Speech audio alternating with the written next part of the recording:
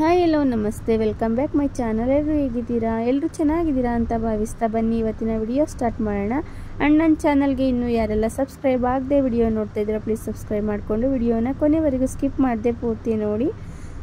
ಬನ್ನಿ, ಇವತ್ತು ನಾನು ಫ್ರೆಂಚ್ ಫ್ರೈನ ಮಾಡ್ತಾಯಿದ್ದೀನಿ. ಈ ಫ್ರೆಂಚ್ ಫ್ರೈ ಮಾಡೋದಕ್ಕೆ ಅರ್ಧ kg ಆಲೂಗೆಡ್ಡೆನ ತಗೊಂಡು ನೀಟಾಗಿ ಆಲೂಗೆಡ್ಡೆ ಮೇಲಿರುವಂಥ ಸಿಪ್ಪೆನೆಲ್ಲ ತಕ್ಕೊಂಡು ಈಗ ನೀರಿನಲ್ಲಿ ಆಲೂಗೆಡ್ಡೆನ ಹಾಕಿ ಇಟ್ಕೊಂಡಿದ್ದೀನಿ. ಇವಾಗ ಆಲೂಗೆಡ್ಡೆನ ಪೀಸ್ಗಳನ್ನಾಗಿ ಕಟ್ ಮಾಡ್ಕೊಳ್ಳೋಣ. ಒಂದೇ ಥರ ಪೀಸ್ಗಳು ಬೇಕು, ಒಂದೇ ಸೈಜಲ್ಲಿ ಬೇಕು ಅಂದರೆ ಸೈಡ್ಸ್ ಎಲ್ಲ ತೆಗ್ದುಬಿಟ್ಟು ಸ್ವಲ್ಪ ಸೈಡ್ಸ್ ಆ ಸೈಡ್ ಈ ಸೈಡ್ ಎರಡು ಸೈಡೂ ತೆಗ್ದು ಮಾಡ್ಕೋಬೋದು, ಕಟ್ ಮಾಡ್ಕೋಬೋದು ಒಂದೇ ರೀತಿ. ನಾನಿಲ್ಲಿ ಯಾವುದನ್ನು ಸೈಡ್ಸ್ ಯಾವುದು ವೇಸ್ಟ್ ಮಾಡ್ತಿಲ್ಲ, ಹಾಗೆ ನಾನಿಲ್ಲಿ ಕಟ್ ಮಾಡ್ಕೊತಾ ಇದ್ದೀನಿ ಎಲ್ಲನೂ. ನೋಡಿ, ಈ ರೀತಿ ನಾನು ಒಂದೇ ಸೈಜಲ್ಲಿ ಕಟ್ ಮಾಡ್ಕೊತಾ ಇದ್ದೀನಿ. ಸೈಡ್ಸ್ ಮಾತ್ರ ಡಿಫ್ರೆಂಟ್ ಇರುತ್ತೆ ಅಷ್ಟೇ. ನಿಮಗೆ ಸೈಡ್ಸ್ ಎಲ್ಲ ಬೇಡ, ನನಗೆ ಒಂದೇ ಸೈಜೇ ಇರಬೇಕು ಅಂತಂದರೆ ಸೈಡ್ಸ್ ಸ್ವಲ್ಪ ಕಟ್ ಮಾಡಿಬಿಟ್ಟು ಮಾಡ್ಕೋಬೋದು. ತಗೊಂಡಿರುವಂಥ ಎಲ್ಲ ಆಲೂಗೆಡ್ಡೆನೂ ಈ ಥರ ಪೀಸ್ಗಳನ್ನಾಗಿ ಕಟ್ ಮಾಡಿಕೊಂಡು ಮತ್ತೆ ನಾನು ನೀರಿನಲ್ಲಿ ಹಾಕೊತಾ ಇದ್ದೀನಿ. ಆಲೂಗೆಡ್ಡೆನ ಏನಿಲ್ಲ ಅಂದರೂ 2 ರಿಂದ 3 ಸಲ ನೀಟಾಗಿ ವಾಶ್ ಮಾಡ್ಕೋಬೇಕು ಕಟ್ ಮಾಡಾದ್ಮೇಲೆ. ಇವಾಗ ಕಟ್ ಮಾಡಿ ಕೂಡ ಆಗಿದೆ ನೋಡಿ. ಇವಾಗ ಚೆನ್ನಾಗಿ ಸ್ವಲ್ಪ ವಾಶ್ ಮಾಡಿಕೊಂಡು ಮತ್ತೆ ಇನ್ನು ಬೇರೆ ಹೊಸ ನೀರನ್ನ ಹಾಕ್ಕೊಂಡು ಮತ್ತೊಂದು ಸಲ ಕ್ಲೀನ್ ಮಾಡ್ಕೋಬೇಕು. 2 ರಿಂದ 3 ಸಲನಾದರೂ ಕ್ಲೀನ್ ಮಾಡ್ಕೊಳ್ಳಿ ಆಲೂಗೆಡ್ಡೆನ. ಇವಾಗ ನಾನು ಕ್ಲೀನ್ ಮಾಡ್ಕೊತಾ ಇದ್ದೀನಿ. ಮತ್ತೆ ಬೇರೆ ನೀರಿಗೆ ಆಲೂಗೆಡ್ಡೆ ಪೀಸ್ಗಳನ್ನೆಲ್ಲ ತೆಗೆದು ಹಾಕ್ಕೊತಾ ಇದ್ದೀನಿ. ನೋಡ್ತಾ ಇರ್ಬೋದು ನೀವೇ. ಇವಾಗ ಇದು ಕೂಡ ಆಗಿದೆ. ಸ್ವಲ್ಪ ನಾನಿಲ್ಲಿ ನೀರನ್ನ ಕಾಯಲಿಕ್ಕೆ ಇಟ್ಟಿದ್ದೀನಿ. ಈ ನೀರಿಗೆ ಸ್ವಲ್ಪ ಉಪ್ಪನ್ನು ಆ್ಯಡ್ ಮಾಡ್ಕೊತಾ ಇದ್ದೀನಿ. ಇದು ಜಾಸ್ತಿ ಕಾದಿರಬಾರ್ದು, ನೀರು ಕುದಿ ಬರಬೇಕು ಅಂತೇನಿಲ್ಲ, ಬಬಲ್ಸ್ ಥರ ಬರ್ತಾ ಇರುತ್ತಲ್ವ, ಆವಾಗ ನಾವು ಕಟ್ ಮಾಡಿಟ್ಟಿರುವಂಥ ಆಲೂಗೆಡ್ಡೆ ಫ್ರೆಂಚ್ ಫ್ರೈಸ್ ಏನಿದೆ ಇದನ್ನು ಆ್ಯಡ್ ಮಾಡಿಕೊಂಡು ಒಂದು 5 ನಿಮಿಷ ಪೂರ್ತಿ ಲೋ ಫ್ಲೇಮಲ್ಲಿ ಇಟ್ಕೊಂಡು ಒಂದು ಪ್ಲೇಟ್ನ ಮುಚ್ಚಿ ನಾನಿಲ್ಲಿ ಬೇಯಿಸ್ಕೊತಾ ಇದ್ದೀನಿ. ಜಾಸ್ತಿ ಬೇಯಿಸ್ಕೋಬಾರ್ದು, ಒಂದು 5 ನಿಮಿಷ ಪೂರ್ತಿ ಲೋ ಫ್ಲೇಮಲ್ಲಿ, ಫುಲ್ಲು ಲೋ ಫ್ಲೇಮಲ್ಲೇ ಇರಬೇಕು. ಇವಾಗ ಇದ್ರ ಮೇಲ್ಗಡೆ ಏನಿದೆ ನೊರೆ ಥರ, ನಾನು ಇದನ್ನು ಒಂದು ಸ್ಪೂನ್ ಸಹಾಯದಿಂದ ತೆಕ್ಕೊತಾ ಇದ್ದೀನಿ. ಇವಾಗ ಮತ್ತೆ ತಣ್ಣೀರಿಗೆ ನಾನು ಹಾಕ್ಕೊತಾ ಇದ್ದೀನಿ. ಇದೇ ರೀತಿ ಮಾಡಬೇಕು, ತುಂಬ ಕ್ರಿಸ್ಪಾಗಿ ಚೆನ್ನಾಗಿ ಬರುತ್ತೆ. ಇದು ಜಾಸ್ತಿ ಬೇಯಿಸ್ಕೊಳ್ಳಬಾರ್ದು, ಕಟ್ಟಾಗಿಬಿಡುತ್ತೆ. ನೋಡಿಕೊಂಡು ಒಂದು 20% ಬಾಯ್ಲ್ ಆದರೆ ಸಾಕು. ಇದು ಜಾಸ್ತಿ ಬೇಯಿಸ್ಕೋಬಾರ್ದು ನೀರಲ್ಲಿ. ನೋಡಿದ್ರಲ್ವ, ಇವಾಗ ನಾನು ಬಿಸಿ ಏನಿತ್ತು ಬೇಯಿಸಿರೋದು ನೀರಿಂದ ತೆಗೆದು ತಣ್ಣೀರಿಗೆ ಹಾಕ್ಕೊಂಡಿದ್ದೀನಿ. ಇವಾಗ ಒಂದು ಕಾಟನ್ ಬಟ್ಟೆನ ಹಾಕ್ಕೊಂಡು ಕಾಟನ್ ಬಟ್ಟೆ ಮೇಲೆ ನೀರನ್ನ ಚೆನ್ನಾಗಿ ಸೋಸ್ಕೊಂಡು ಆಲೂಗಡ್ಡೆನ ಪೀಸಸ್ಗಳನ್ನ ನಾನು ಕಾಟನ್ ಬಟ್ಟೆ ಮೇಲೆ ಹಡ್ಕೊತಾ ಇದ್ದೀನಿ. ಇದರಲ್ಲಿರೋ ನೀರಿನ ಅಂಶ ಎಲ್ಲ ಚೆನ್ನಾಗಿ ಡ್ರೈ ಆಗಬೇಕು. ನೋಡಿ, ಇವಾಗ ಎಲ್ಲ ತಗೊಂಡು ಹಾಕ್ಕೊಂಡಿರೋದಾಗಿದೆ. ಇವಾಗ ಸ್ವಲ್ಪ ಎಲ್ಲ ಚೆನ್ನಾಗಿ ಹರಡ್ಕೊಂಡು ಕಾಟನ್ ಬಟ್ಟೆಯಿಂದ ಚೆನ್ನಾಗಿ ಮೇಲೆಲ್ಲ ಒತ್ಕೋಬೇಕು.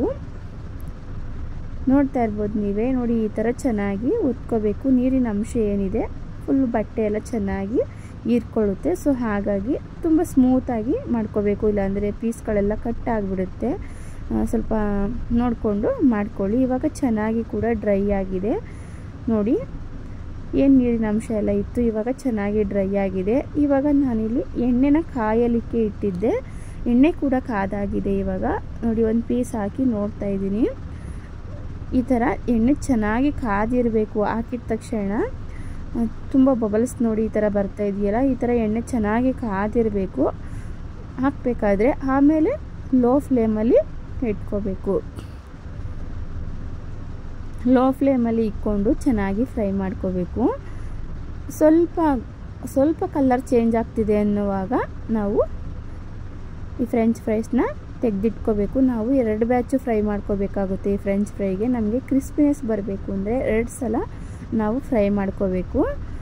ನೋಡಿದ್ರಲ್ವಾ, ಇವಾಗ ಸ್ವಲ್ಪ ಲೈಟ್ ಕಲರ್ ಚೇಂಜ್ ಆಗ್ತಾ ಬರ್ತಾ ಇದೆ. ಇವಾಗ ನೋಡಿ, ಆದಷ್ಟು ಲೋ ಫ್ಲೇಮಲ್ಲೇ ಚೆನ್ನಾಗಿ ಫ್ರೈ ಮಾಡ್ಕೋಬೇಕು, ಇಲ್ಲಾಂದರೆ ಇದು ಸೀದೋಗ್ಬಿಟ್ರೆ ಅಷ್ಟು ಚೆನ್ನಾಗಿರಲ್ಲ.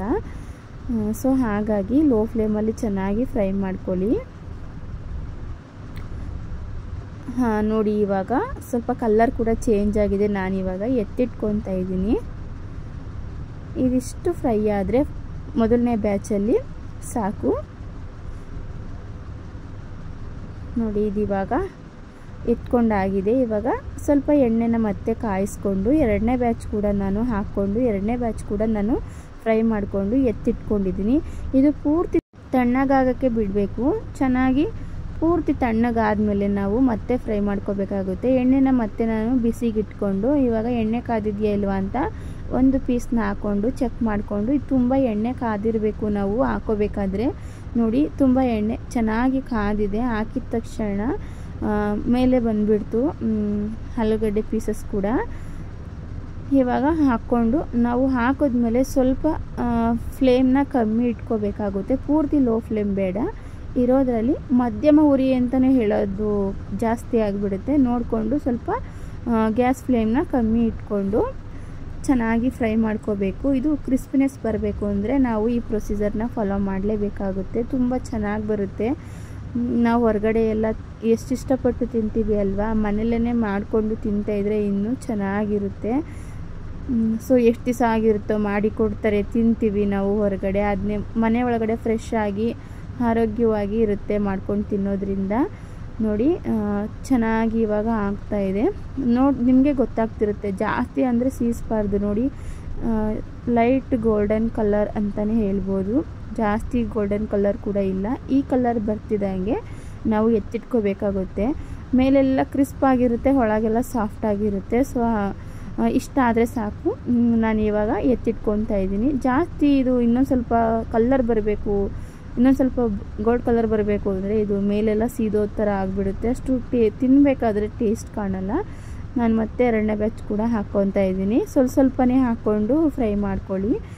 ಜಾಸ್ತಿ ಒಂದೇ ಸರಿ ತುಂಬ್ಕೊಂಡ್ಬಿಟ್ರೆ ಅದಷ್ಟು ಚೆನ್ನಾಗಿರೋದಿಲ್ಲ.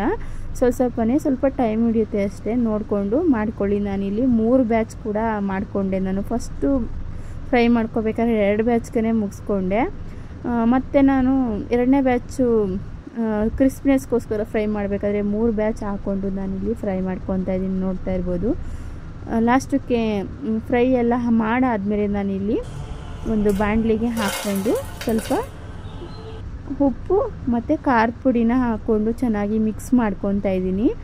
ಮೊದಲೇ ಬೇಯಬೇಕಾದ್ರೆ ನಾವು ಸ್ವಲ್ಪ ಉಪ್ಪನ್ನು ಹಾಕ್ಕೊಂಡಿರ್ತೀವಿ. ನೋಡಿಕೊಂಡು ಉಪ್ಪು ಖಾರನ ಆ್ಯಡ್ ಮಾಡ್ಕೊಳ್ಳಿ.